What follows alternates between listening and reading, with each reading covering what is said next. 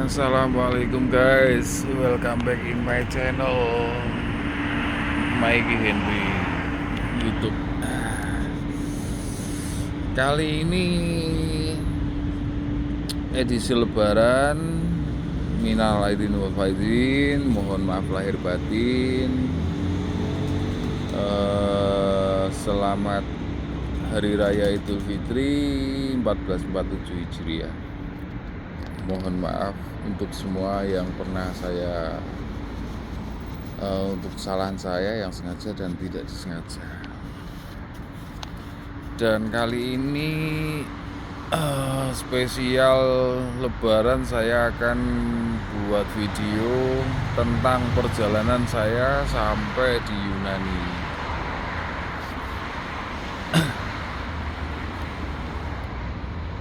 Perjalanan saya sampai di Yunani ini pertama kali guys. Pertama kali itu start pada bulan Juli, insya Allah bulan Juli kalau nggak salah. Jadi bulan Juli itu saya menghubungi sebuah PT perusahaan untuk yang PJTKI kalau dulu namanya, kalau sekarang BP3MI. Sebuah perusahaan di Malang melalui kontak WhatsApp yang ada di saluran internet mereka, saluran sosial media mereka. Mereka ada di Google, ada dicari di Facebook, ada di Instagram, ada di TikTok ada, dan lain sebagainya. Saya menghubungi PT tersebut pada bulan Juli kalau nggak salah 2025. Setelah itu saya melamar pekerjaan sebagai driver di daerah Eropa, di daerah Slovakia. Kalau ada, saya ingin jadi driver di daerah Slovakia karena basically pekerjaan saya sehari-hari itu kan driver, nggak cuman driver ya, sopir panggilan ya, sopir charteran ya, driver online, Gojek dan lain sebagainya. Itu saya punya akunnya semua. Karena sesuai basic saya sebagai driver, akhirnya saya ngelamar sebagai driver di perusahaan tersebut. Dan selang beberapa minggu saya kembali dikontak oleh salah satu staf dari PT tersebut. Mereka bilang ada lowongan pekerjaan sebagai driver _ housekeeper, tapi bukan di Slovakia, melainkan di Yunani, di Greece. Saya ditawarin pekerjaan tersebut. Akhirnya saya mengambil opportunity itu. Saya mengambil kesempatan itu sebagai driver alias housekeeper di Yunani. Lalu kemudian selang beberapa minggu lagi mereka mengatur jadwal untuk interview dari beberapa kandidat yang diinterview. Alhamdulillah saya terpilih. Saya dipilih oleh user untuk bekerja bersama beliau di Greece, Yunani. Kemudian setelah saya dipilih itu, saya disuruh segera membuat paspor dan semua berkas-berkas yang dibutuhkan. Akhirnya saya membuat paspor di daerah Kediri kalau nggak salah, itu di Kediri, dan paspor jadi bulan Agustus. Lalu kemudian melakukan medical check up di rumah sakit, dan lalu bertemu dengan user bos langsung yang dari Yunani itu datang ke Indonesia. Saya disuruh berangkat ke Jakarta, ke kantor kedutaan Yunani di Jakarta, di Greece Embassy di Jakarta, di daerah Kuningan kalau nggak salah. Di bulan November itu saya bertemu dengan bos saya yang perempuan di daerah Jakarta itu, di kantor embassy, untuk proses approval visa. Jadi saya di situ ditanya tentang bisa begini enggak, bisa begitu enggak, bisa dan lain sebagainya lah. Pokoknya pekerjaan rumah tangga bisa juga apa enggak. Nah, saya jawab bisa. Lalu setelah proses itu saya menunggu dan kembali lagi ke Jakarta untuk mengambil visa kerja saya. Alhamdulillah visa kerja saya itu jadi di bulan Desember awal, kalau nggak salah di bulan Desember awal itu visa kerja saya keluar. Dan lalu mengurus berkas lagi sampai ke kantor BP3MI Jawa Timur yang dijadwalkan di bulan Desember juga. Akhirnya saya datang dan untuk memperoleh worker ID, overseas worker ID atau EPMI itu ada di Surabaya, di kantor BP3MI Surabaya. Tapi sebelum itu saya melakukan medical check up lagi, sampai kurang lebih 3 kali saya medical check up, guys. 3 kali medical check up karena pihak Grace Embassy itu meminta medical check up bukan dari laboratorium tapi lewat hospital resmi pemerintah. Jadi harus ke rumah sakit umum setempat. Setelah proses paspor jadi, visa jadi di Desember dan EPMI jadi di bulan Desember juga, barulah muncul jadwal untuk pemberangkatan. Jadwal untuk pemberangkatan saya di Yunani itu saya menunggu kabar dari pihak PT sampai bulan Januari.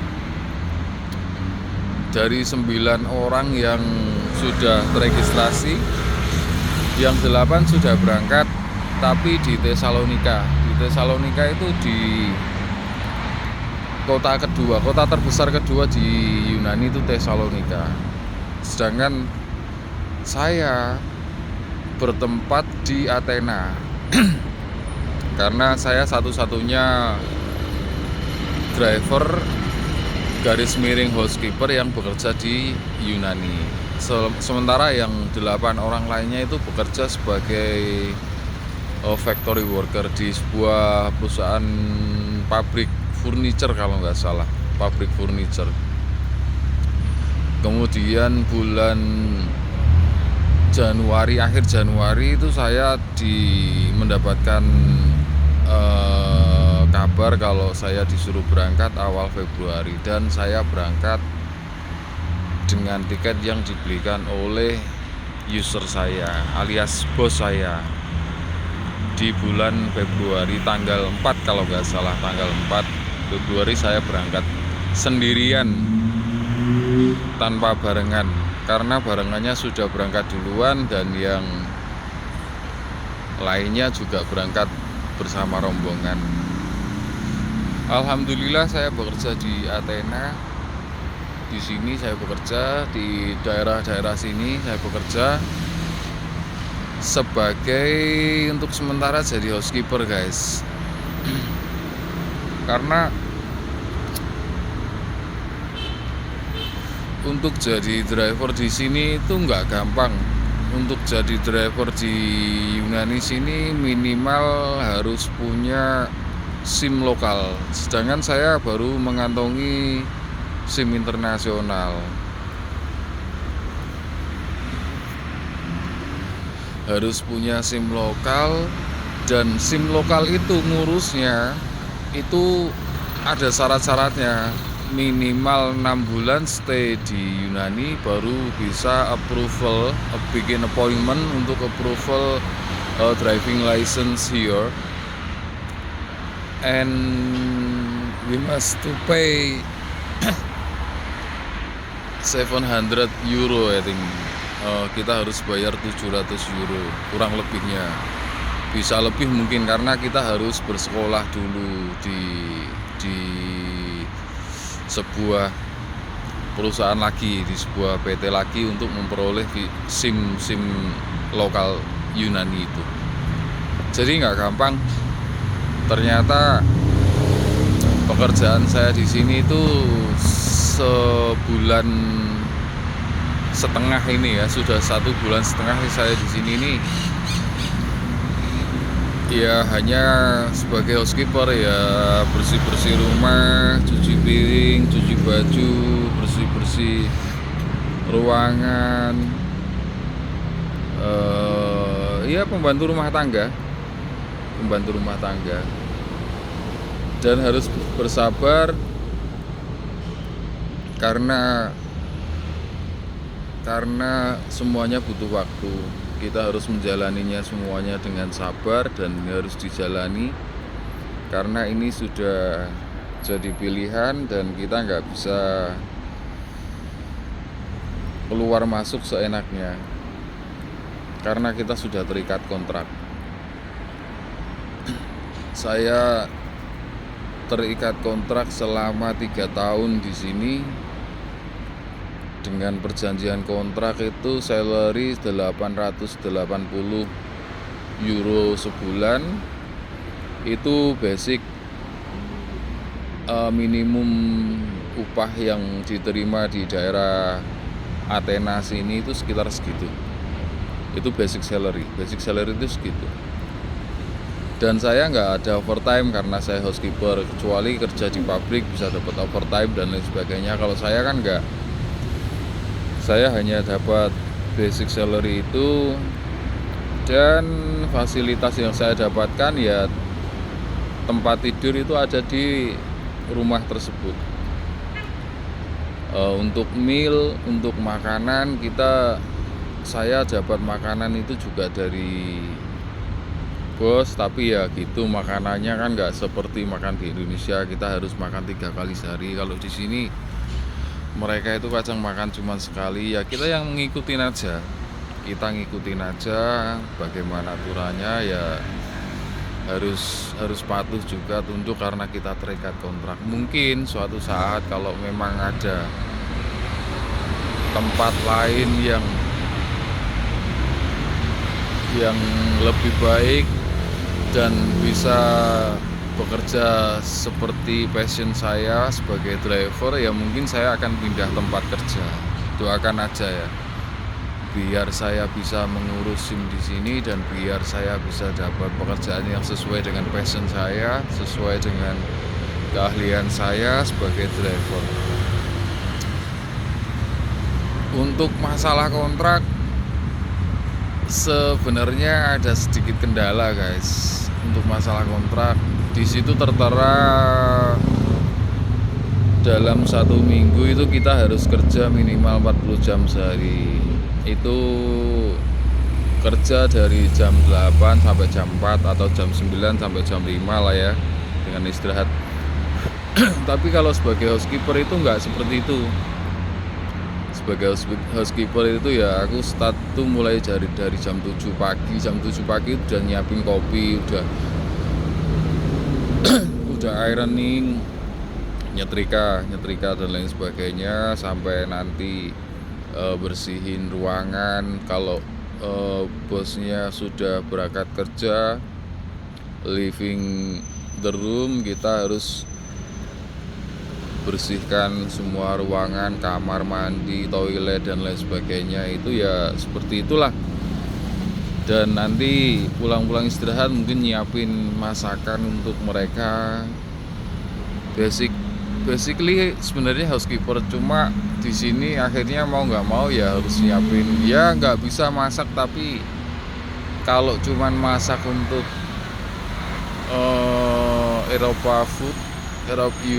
European food itu gampang banget, karena cuman pakai misalkan kayak daging gitu ya, cuman tambahin garam sama pepper gitu aja, terus habis gitu pakai air fryer atau mungkin frying with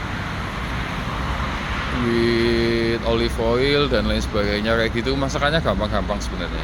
Bikin salad juga kayak gitu, cuma iris-iris sayur, buah, terus kasih olive, kasih vinegar, kasih garam, gula dikit, kayak gitu aja. Alhamdulillah bisa adaptasi untuk makanannya juga, karena makanan di sini ini cuman adanya asem, cut, sama asin. Jadi nggak ada yang namanya pedes manis kayak di Indonesia gitu, seblak gitu nggak ada guys. Everything is all about keju, all about cheese, banyak di sini. Segala macam cheese, mulai dari yang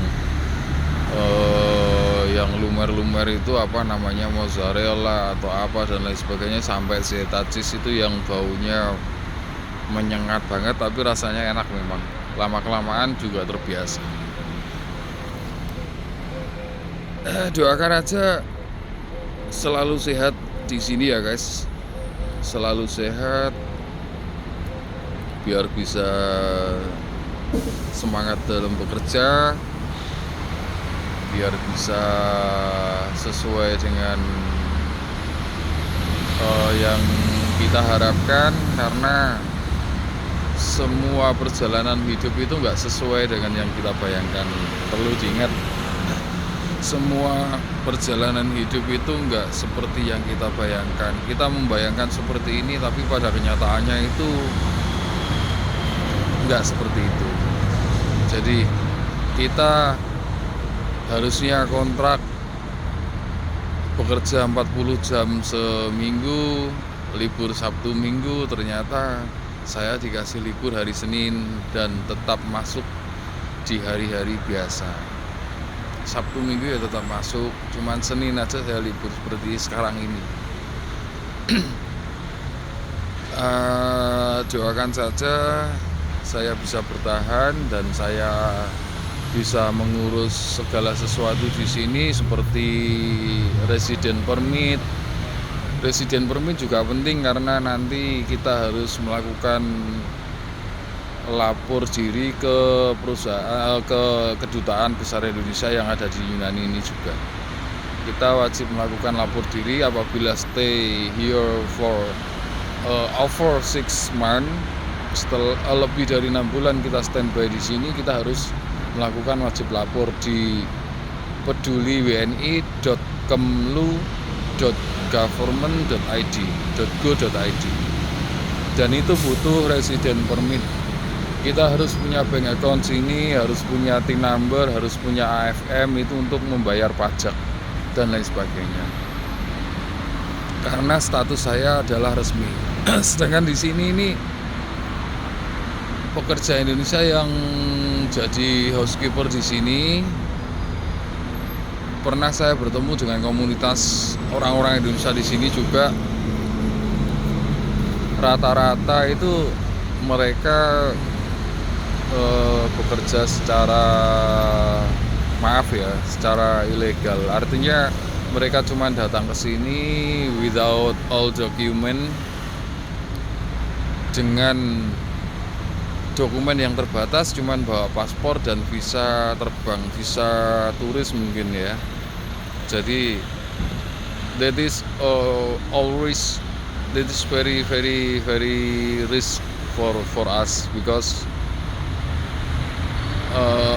if we have a trouble here, kita nggak bisa ngeklaim apapun. Kalau kita dikasih, namanya kita harus sehat terus ya. Kalau misalkan suatu saat kita sakit, kita nggak bisa pergi ke hospital, kita nggak bisa ngajuin klaim asuransi dan lain sebagainya kalau bekerja secara ilegal. Tapi kalau seperti saya, alhamdulillah, karena melalui PT saya bisa ngeklaim tersebut, karena saya punya asuransi kesehatan juga di sini. Dan total biaya yang saya keluarkan untuk bisa sampai bekerja sebagai driver garis miring housekeeper di sini ini sebenarnya relatif murah. Relatif murah itu hanya ada di angka sekitar kurang lebihnya 30 jutaan lebih. Itu belum termasuk biaya medical check up, belum termasuk saya pergi ke transportasi ke Malang, belum termasuk saya ngurus paspor di Kediri, belum termasuk saya ke Greece Embassy di Jakarta 2 kali dan lain sebagainya, itu belum termasuk itu ya. Alhamdulillah saya sudah bisa sampai sini dengan sehat, dan doakan saya semoga masih selalu sehat dan bisa bekerja dengan baik. Udah gitu aja ya guys, informasi dari saya. Kalau butuh kontak number tentang perusahaan yang saya bernaung di situ, bisa WhatsApp saya atau bisa chat di deskripsi. Itu ya. Sekian ya guys. Assalamualaikum warahmatullahi wabarakatuh. Terima kasih.